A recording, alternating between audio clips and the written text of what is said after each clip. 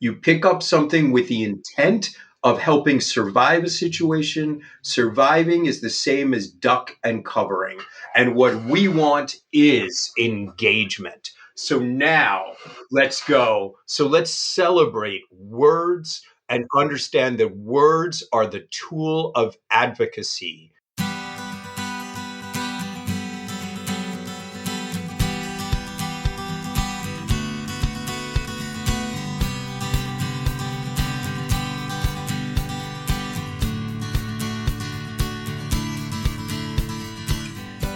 Welcome to Parent Footprint with Dr. Dan. I'm Dr. Dan.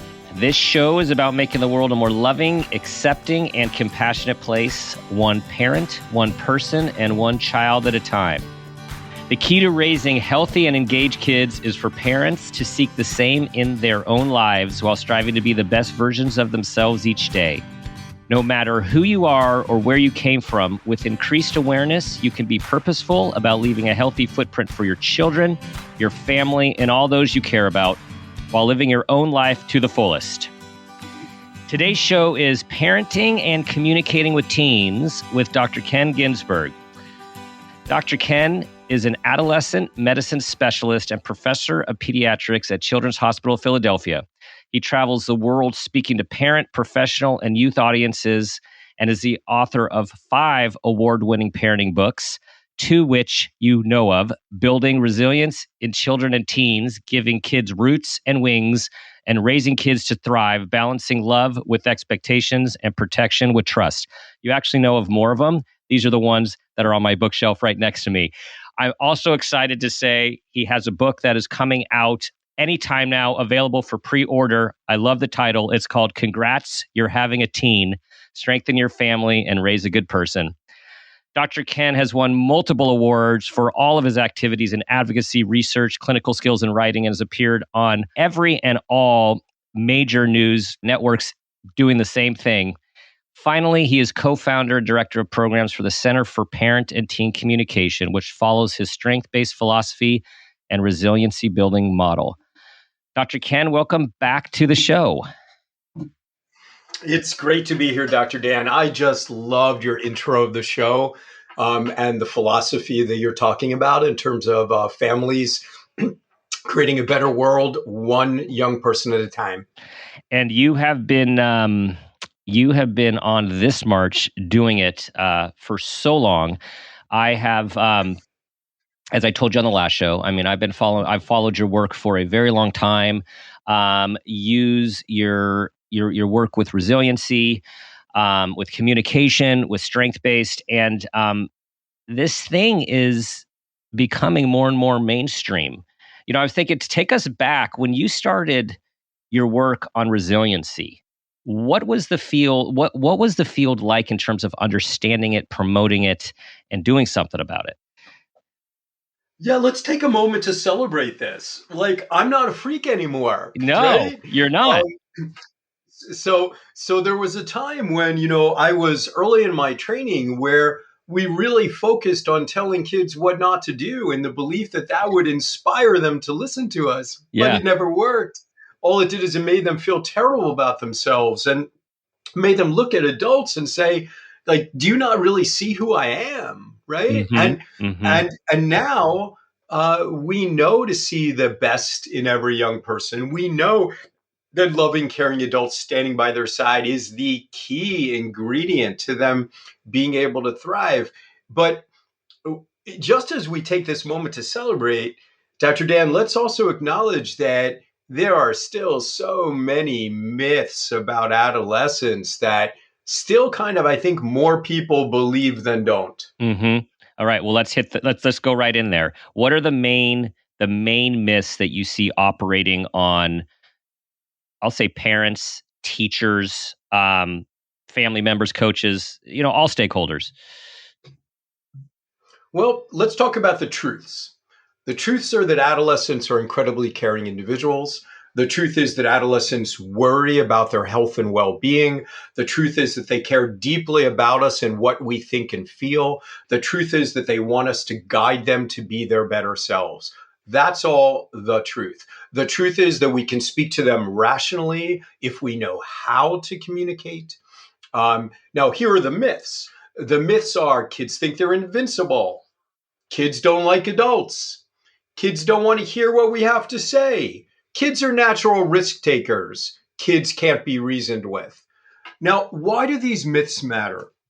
They matter because the foundational question of of adults in the lives of adolescents are, do we still matter? Right? Yeah. You knew you mattered when your kid was 2 because they couldn't have eaten without you, right? They knew knew they mattered when they were 6 because they couldn't get to school without you. Now adolescents can walk on their own and make their own decisions. So the foundational question is, do we matter? Well, if you believe the myths, the answer is no, right? If kids think that they're invincible, then we should just protect them from themselves. Mm-hmm. If they don't care what we think, we shouldn't bother talking. If they can't have rational thought, then we should just shut them in the closet instead of help them develop. So it is critical that we sort out the truths from the myths and we change the way we all see adolescence. So where do you think, how did these myths, which are then taken to be truths, how did they get ingrained? Because when I think of hearing you say, they take more risks, it's like, okay, well, we've been told a long time with brain development and, extra neural networks and pruning and, oh yeah, they're risk takers, man. They are dopamine seeking risk takers. So where does all this come from? Yeah, so let's talk about this and let's use our language correctly so we can be pro-development, right? So the brain science can really be misinterpreted badly in a way that is undermining to kids and therefore to our relationships. What's the truth? Yes, there are reward centers in the brain that make adolescents natural explorers. It makes them experimenters. Why? Because they are super learners. Because there will never be another time in human development where you'll be able to absorb as much knowledge and make it your own. Mm-hmm. Well, where does knowledge exist, Dr. Dan? It exists on the edges of existing knowledge, on the edges of what is known. So yes, adolescents do push to the edges, but that's very different than being a risk taker. That's about seeking new knowledge. So what is our job? Why do we have to say, yeah, we matter, not a little, a lot? Because we have 2 major jobs here. Number one, we have to set clear boundaries, right? Right. So if the adolescent brain is going to make you expand, then it is reliant on adult partnership to create clear boundaries beyond which you cannot stray. And what's the other thing we got to do? We got to create golden opportunities at the edge of existing knowledge. Because yes, the brain does go and get all happy at the edge of existing knowledge, right? Yep. But when we create deep, satisfying, enriching experiences there, then the experimentation stops and people are satisfied and they learn. So hear me clearly, you and all the people listen to this podcast who should be pro-development. Adolescents are natural experimenters. It's true. Risk-taking is when adults don't do our job. When we create good boundaries and we create golden opportunities, then yes, they experiment, but no, they don't stray into risk. That's one example. I could do this for every one of them. And that's what a lot of the next book is about. Yeah. A lot of the next book is about changing the way we think about teens, right? Like, just listen to the title. Congrats, you're having a teen, right? Yes. You open that up, you're going to think I'm being sarcastic.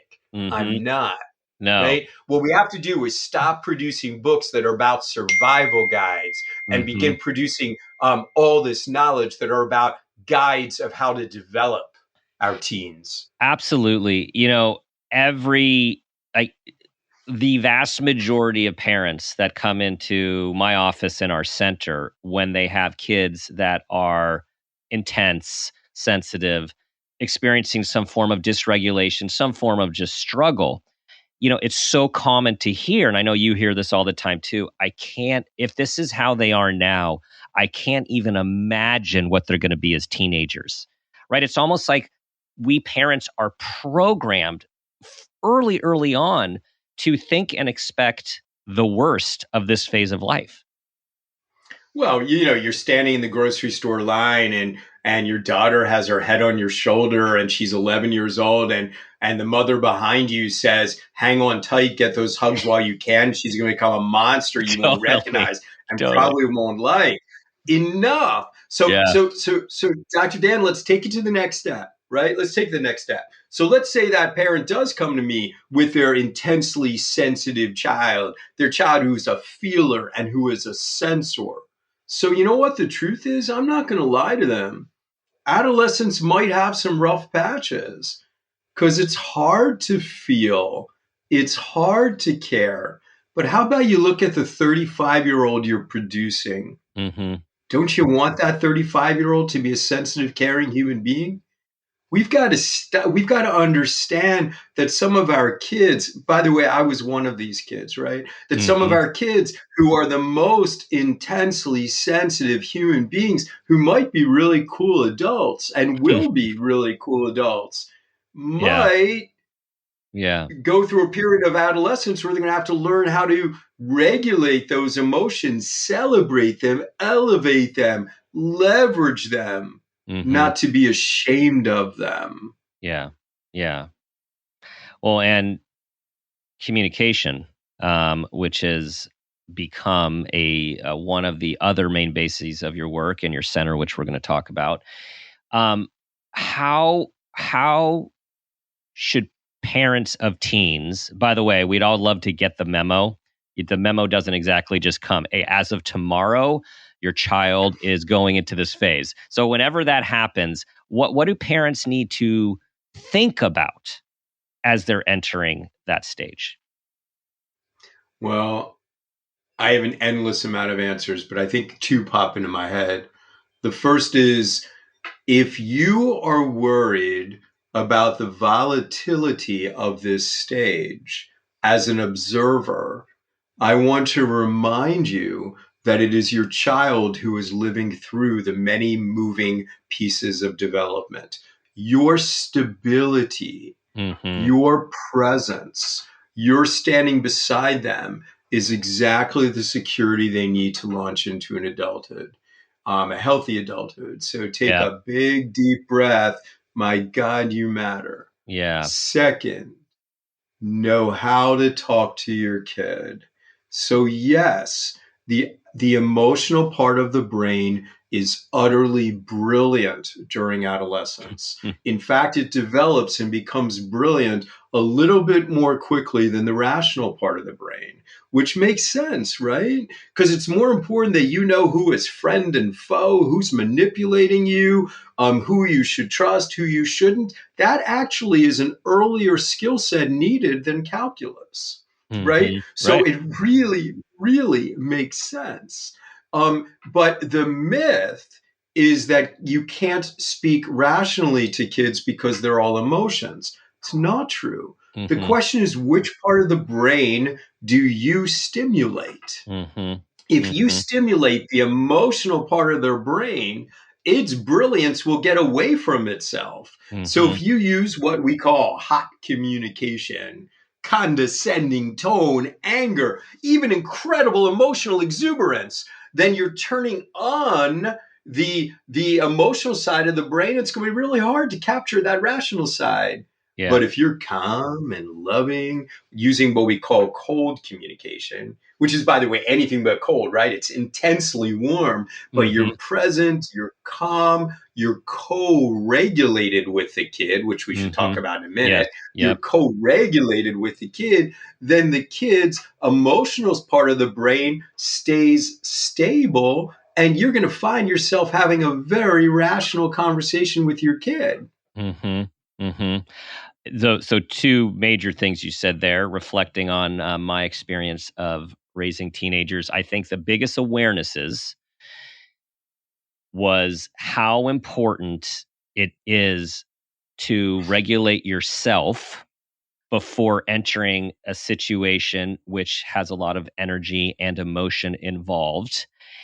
one, which we'll talk more about, and two, that ability to stay present and be as consistent, as open, reducing our fear as possible. Because as you say, the development, the stress, the chaos, that's happening in the adolescent world. And if we bring our own into it, we're just complicating things, reducing the opportunity to have a actually meaningful and helpful discussion. I mean, the list goes on of all the things that go bad when we just bring ourselves into the room without thinking about these things first.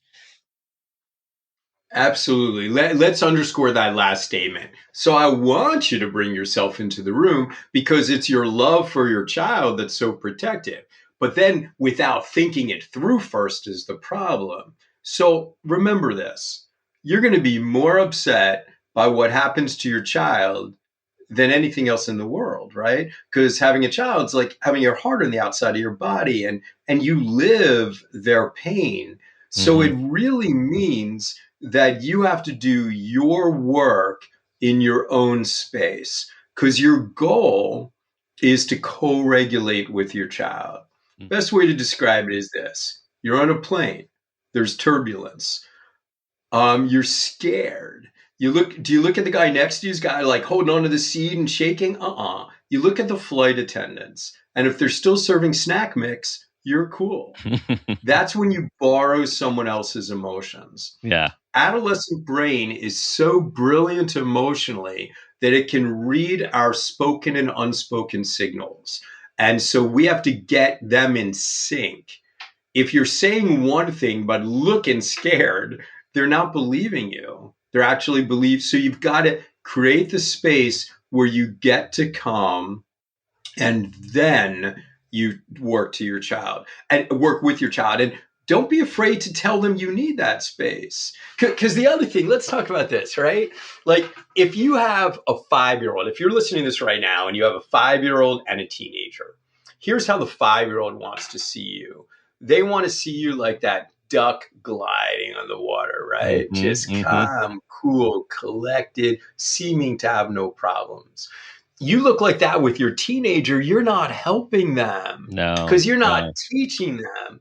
For your teenager, you want to look like the duck who's gliding on the water, but only because your little feet are paddling like crazy underneath. Yeah. And it's in the conversation we have with our kids about what our feet are doing, how they're paddling to stay calm amidst turbulent waters. That's the cool teaching with an adolescent. So we can be ourselves. We can say, I don't feel ready right now.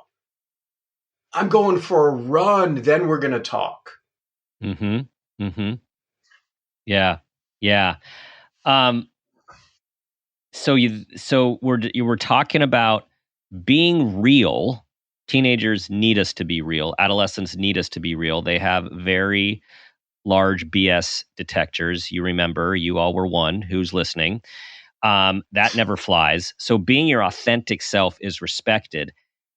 And being that authentic self when you've given yourself time to calm down, gather your thoughts, what we're calling is regulate. And sometimes we need to go for a run. Sometimes we need to talk to a family member, to a partner. I know, my most successful tough talks were when I didn't do it when I wanted to do it and was emotional about it. And I talked it through with my wife and took time to really get in a place that I was ready. And that takes time, you guys. Like that takes time, but it's so critical, Dr. Ken, when you're talking about how to have effective communication with teens, to really be purposeful and mindful in this. I agree. I don't know if you want me to comment other than to say I think what you just said was brilliant. I have nothing to add, right? That's the point. Take the time, make it so your words and your emotions match, because those kids are brilliant and they'll read you correctly. And that's, you've used the word brilliant a few times, and I know purposefully, because to think of our teenagers as brilliant beings who are here to absorb, to explore, to learn, and to learn from us is just such a different contextual frame than some of these myths that we're talking about, right? Like they don't want to hear us. They don't care about what we're doing. They don't even care about their family. All they care about is themselves. And those are these quiet, insidious paradigms that end up guiding our emotion and behavior in a situation. And often there's a lot of insignificant, meaningful moments, but there's a lot of big ones, or at least they seem big. And it seems like it's all on you as a parent to make this thing right. Like, what do you have to say about these moments that seem so big in the parenting journey? Yeah. So first off, let's back up and comment on the fact that you said I'm using the word brilliant purposefully. That's correct. I'm choosing my words very carefully. You have a unique audience, which is why I'm so thrilled to be with you today, Dr. Dan. You have an audience of people who are ripe to become pro development, who are ripe to change the language around teenagers. Because when we do, all young people and our society benefits. So when we begin talking about emotional brilliance rather than irrationality, we see the very same situation differently. When we talk about kids being natural explorers instead of risk takers, we change everything. When we talk about kids being super learners rather than, pushing their limits, then we change everything. So yes, I am choosing my words very carefully, and I invite everyone here to join this movement. Mm-hmm. When I chose this book title of a book coming out at some point near this thing, congrats. That was very thoughtful. Instead of what I know sells more books, which is the word survival, right, but that actually hurts your relationship. You pick up something with the intent of helping survive a situation. Surviving is the same as duck and covering. And what we want is engagement. So now let's go. So let's celebrate words and understand that words are the tool of advocacy. And your podcast and your listeners are natural advocates, right? Yes. Love this. I was just thinking, I love congrats, you're having a teenager versus, oh crap, here comes your teenager, right? Like that's that's what we keep getting. But so this is pro development. This is pro adolescent. This is trying to get in that place of wonder and be like fascinated and observing. This is a human who's changing internally, who's changing everything is changing in a world which is rapidly changing. And they're doing it for the first time. And yet we get upset with them for, what did you just say? Why did you just do that? What were you thinking? Like, this is all new, people. And you left out one pro, Dan, which is pro family. Yeah. Right? This isn't just pro teenager. This is pro your role. This is about your long-term relationship. My girls are 26 now, and they are honestly my best friends. Right. And if I had said that when they were 14, that would have been a bad thing to say, right? Because they didn't need a friend, they needed a daddy, right? Yeah. But the question is, what is it that moves us from these relationships where we are in charge to having what our goal is, which is interdependence throughout your lifetime? Right. So you are raising a child and you have this job, which is probably the hardest job human beings have. Right. And the funny thing about this job is you're working yourself out of a job because your kid's going away at 18, 19 or 20. Yep. Right. But what you really want to be healthy is an interconnected, interdependent family. Far into the future, because you're going to have more time with your adult children than you have with your adolescents, right? So how do you get there? The way you have interdependence long-term is to not blow it during adolescence, There you right? go. And, Say that way. and Say that again. Say that again. The way to have long-term have interest in, yeah. long Yeah. term is to not blow it during adolescence. So Yes. let's talk about two ways to blow it. Yeah. One way is to install control buttons, Mm-hmm. right? If you are all about telling the kid what to do, that kid will run away from you as soon as they have the opportunity. But if you parents instead honoring developing independence, knowing young people are the experts in their own lives, giving them the toolkits and the ability to think and reflect and make wise decisions, they're going to want that kind of advice when they're 40 and you're 70 or whatever. They're going to still want it. The other way to blow it is to disengage. Mm-hmm. To disengage and say, I don't matter anymore. Because if you disengage when the world is swimming around you, when you're an adolescent and everything is changing, your body's changing, your friends are changing, your brain is changing, everything, the world is crazy. And then the thing you've always relied on the most, which is the stability of your parents go, I'm going to sit over here while you grow. That's not the way to foster lifelong interdependence. But when you Mm-hmm. say, listen, I don't have all the answers, the only answer I got is I love you and I'm by your side. Mm-hmm. I'm going to show up when you need me. If Yeah. you communicate that, they're going to be looking for you in 20 years. Yes. All right. You hear that, people? These are the two ways to blow it in various degrees of your parenting of your adolescent. One is too much control. Two, to disengage.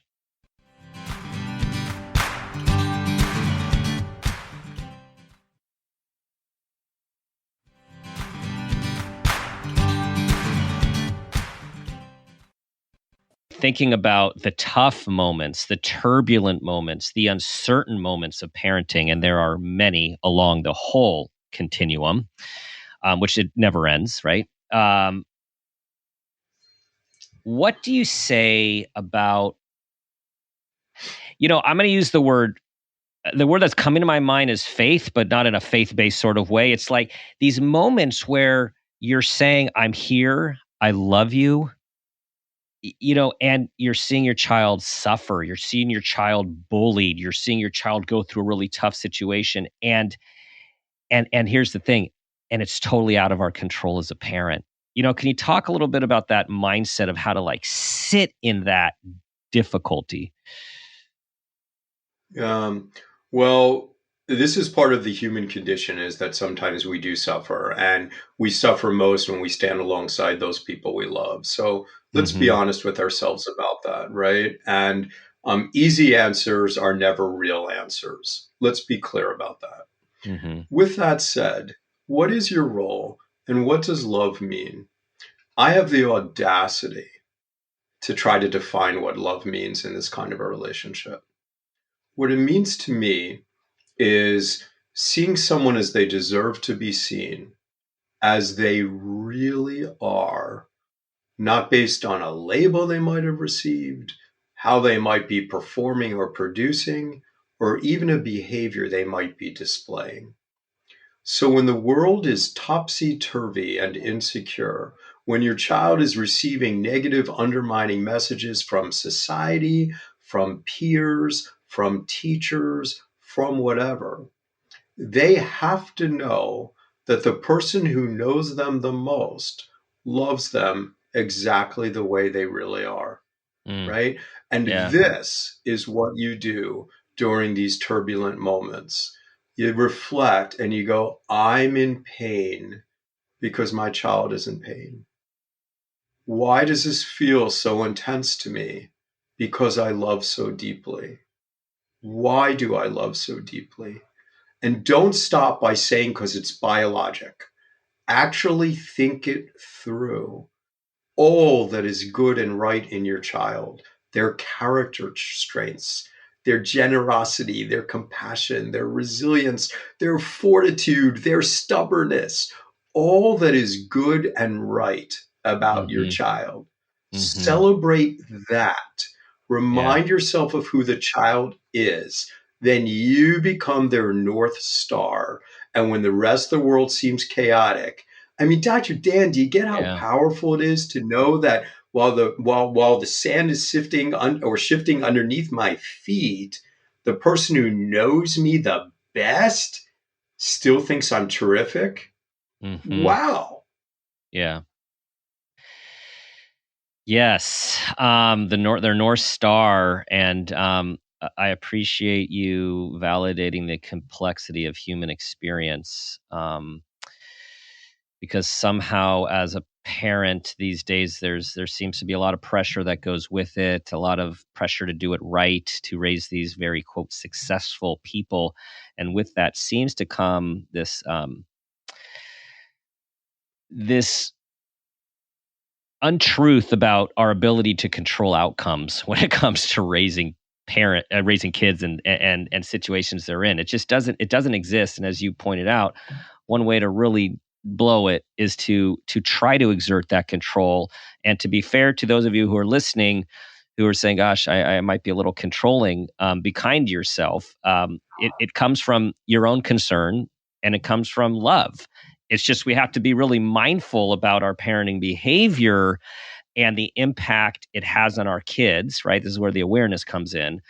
But also, as Dr. Ken, as you're talking about, is like how important it is to see their strengths, like what's right with you, instead of reflecting and talking in the words of everything that's wrong. Amen. Amen. Yeah. We should hang out more, Dr. Dan. We I think we we agree on should. a lot of things. Uh, but Yeah.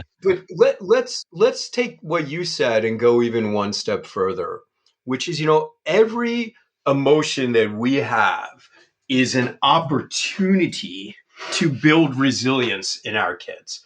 Every emotion that we have, right?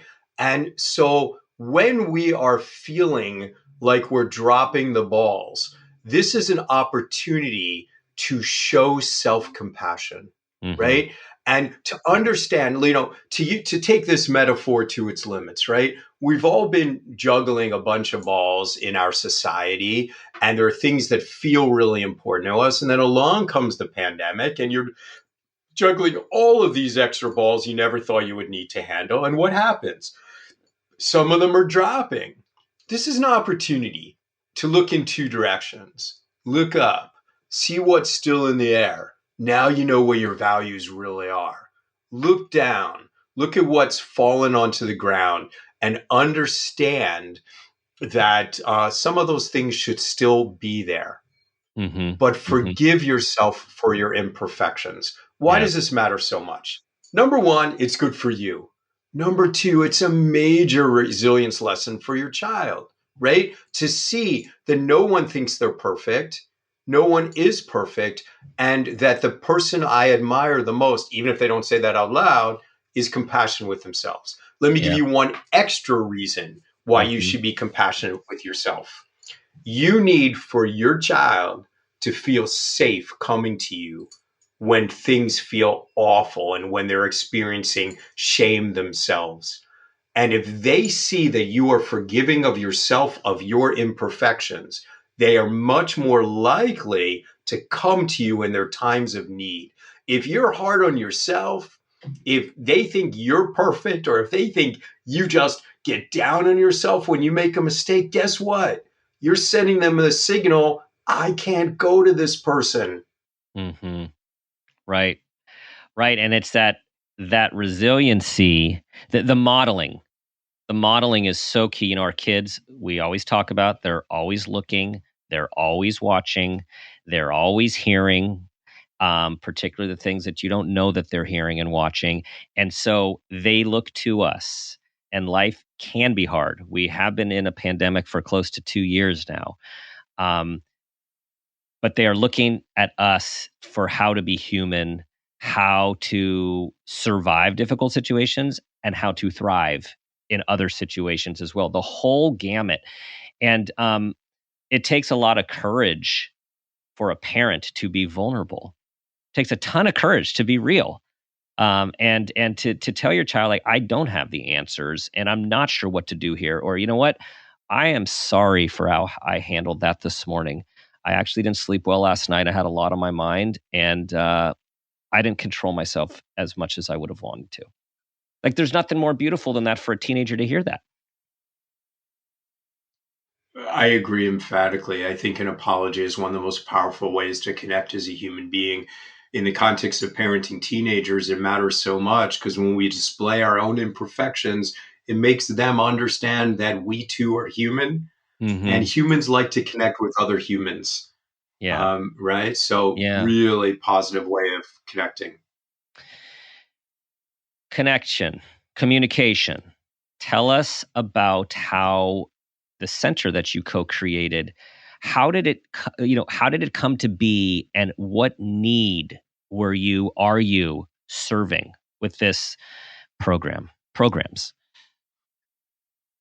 Yeah, thanks for asking. So I'm really, really proud of the group of colleagues we've assembled at the Center for Parenting Communication. We have some of the leading communication experts and parenting experts, a multicultural group of folks putting together parenting materials that humbly, I think it's the most comprehensive thing on the web to show you different strategies of communicating with and joining with your teenager. It is strength based. It is about becoming a balanced parent, one who both can set the rules and be incredibly warm. It is deeply multicultural, which is urgently needed Mm-hmm. in this society where most parenting materials are white middle class biased. And when you put out parenting materials in that way, you make a lot of people feel as if their parenting style um, is inadequate, when in fact, we can learn so much from different cultures who live in this nation. And so we Mm-hmm. are deeply multicultural. So, on the one level, we are putting out parenting information in a way that everybody can access at parentandteen.com. Mm-hmm. We are also working with key social media influencers so that this model of how to parent can become the common model. Dr. Dan, you started very early on acknowledging that I'm getting old and that there was a time when I was radical and people used to tease me for being like Mr. Rogers. And now when people compare me Yeah. to Mr. Rogers, I'm like, thank you, because we have largely the same message. Yeah. With that said, what is the other thing that's going on? There is a larger message besides just giving parent content. We are trying to be the home on the web of engaged parenting rather than survival based parenting. Because if you search on the web, you're going to find a lot more survival based parenting. And all that does is make people feel nervous Yeah. instead of excited to see adolescence as an opportunity, Mm-hmm. and that's Yeah. what the center is based on. Yeah. Huge. The place for engaged parenting to come together. Um, what what do you see with all of your patients and participants over the years? What do you see for the parent that's listening? Like, how do I slip over into that? How do I, like, what are those ingredients where you see parents make that shift? So I think people are actually hungry for this shift. Mm-hmm. Let me add one other thought about what the Center for Parenting Teen Communication is.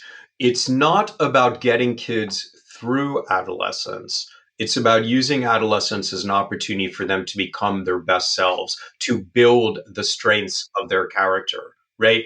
People are hungry for this message. I have Mm-hmm. never had someone come to me and say, "Oh, Ken, could you just tell me how to survive instead?" Right? Yeah. So like Yeah. that's not people's goal. People don't aspire to survive.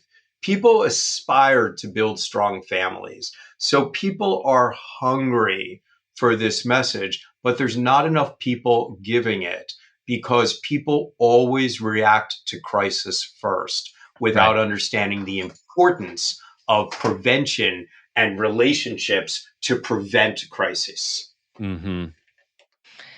Yes. And it is, I was going to say easy. It's not easy. It is very normal, everyone, to go from one crisis to another. And again, in the context we've been living in, we've had a lot of external crises. All of a sudden, you're back at virtual school, and now you have to quarantine, and now you're going virtual. But no, now you have to go into work. Now your shift has been canceled because there's been there is so much that has become part of the fabric of our lives that it does take a lot of, again, purposeful energy to think between the crises, right? To think about the patterns of what we're seeing, to try to ask ourselves the question, what is going on here behind the scenes? Right. So, what many people who read my parenting books don't know is that I work in a crisis center. I've been working with Covenant House for close to 40 years, and I'm the medical director of Covenant House, Pennsylvania. So I work with youth enduring homelessness who are in crisis. Let's be clear. The way to avert crisis is by thinking outside of crisis how to make things right. Mm-hmm. People heal with good, stable relationships, right? And speaking to the parents who are listening, that's your goal. Mm-hmm. Be that person, that unconditionally loving human being who sees the child the way they deserve to be seen and whose presence is unwavering. That's your Mm-hmm. goal. You Yep. do that, then you're going to have a lot fewer crises to deal with. Yes. And along those lines, in terms of types of parents, so many parenting terms out there that people have heard of. We have the authoritative parent, the authoritarian parent. We have the permissive parent.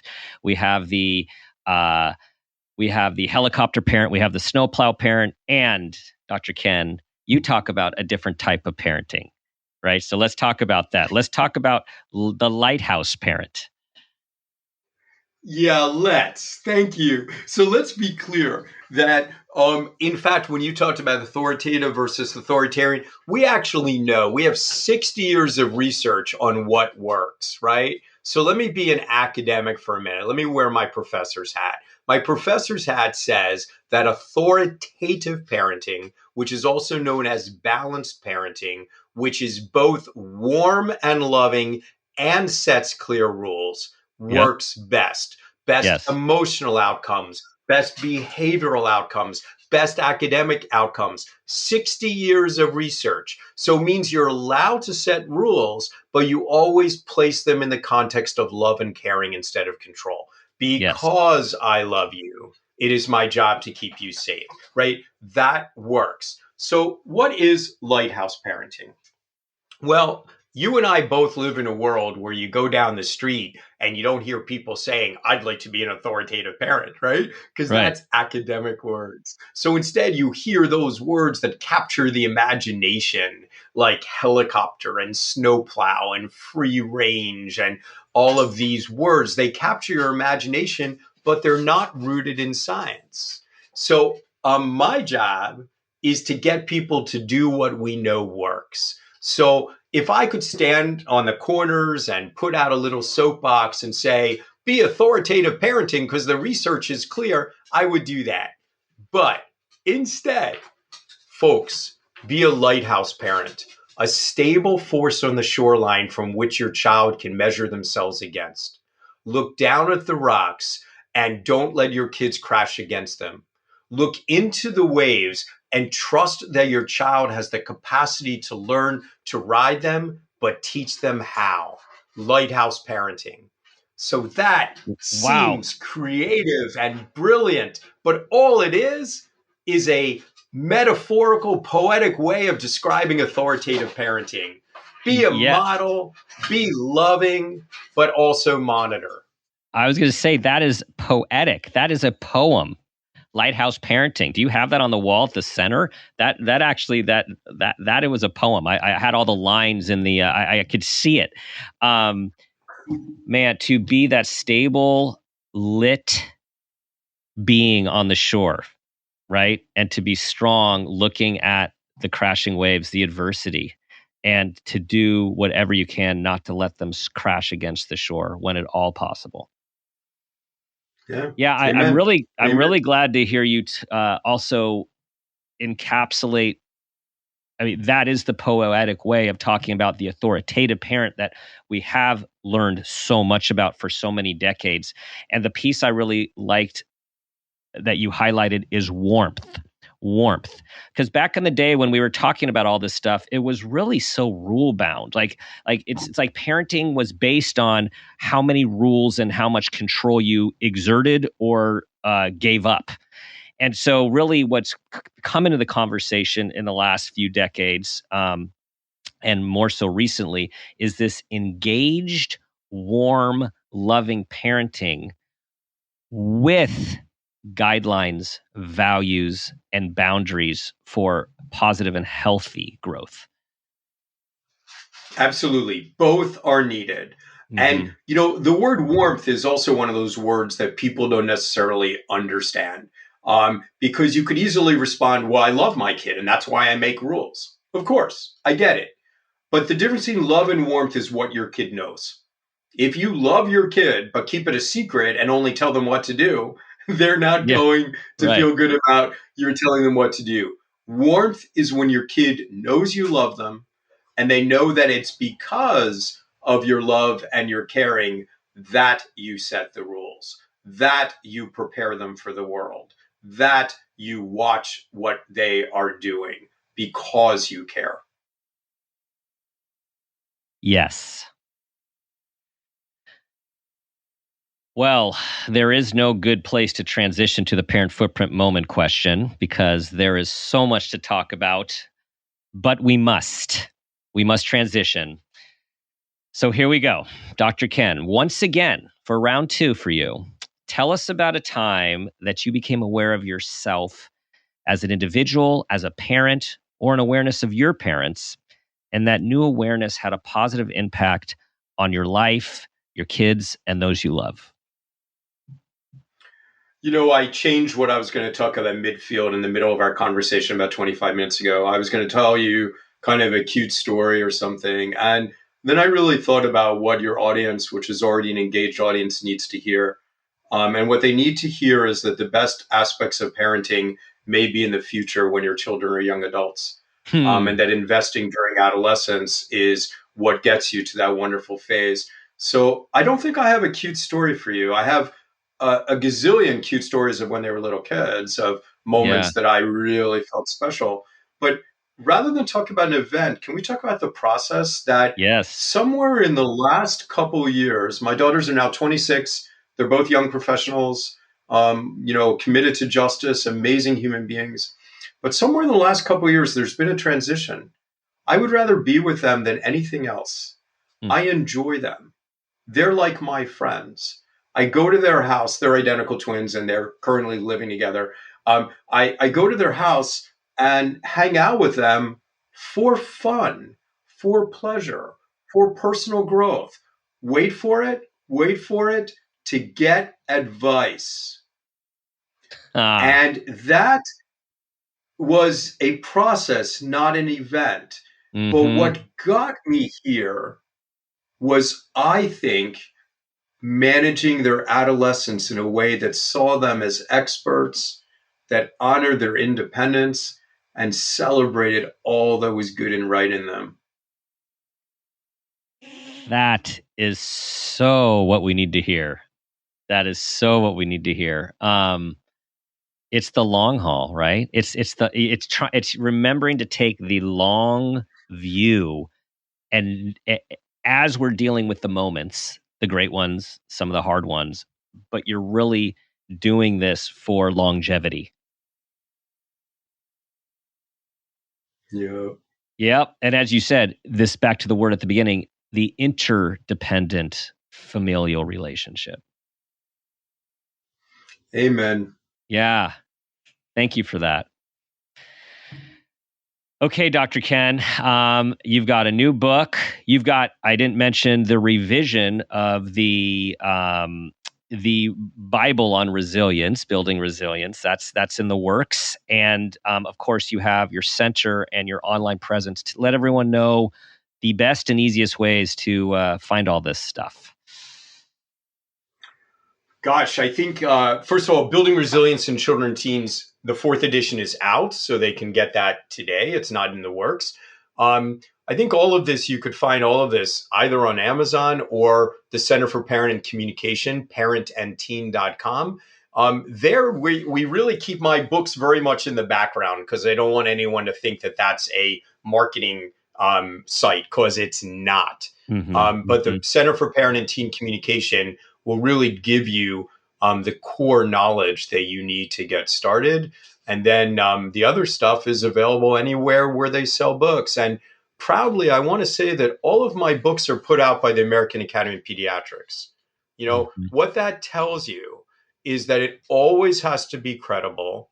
It always has to be rooted in the science, and it can never be worded in a way that's kind of clickbaity just to sell books. It's always about strengthening families. It's always about being pro-development, which makes me not a radical, but I'm really proud of who I'm associated with in that way. Yeah. Yeah. You are not a radical.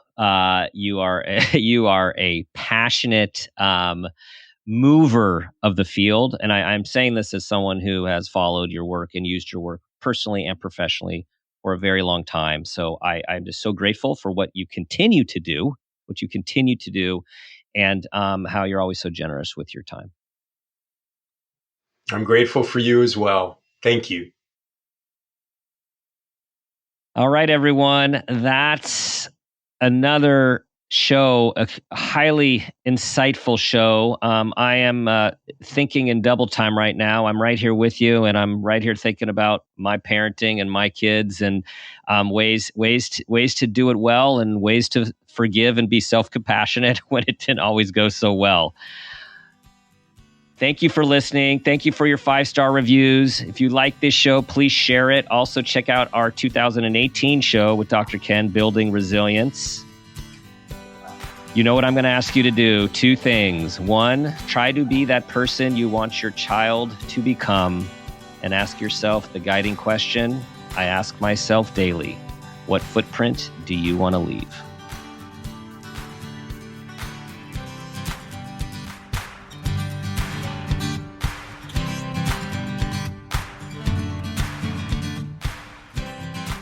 This has been a Peters and Rossi production.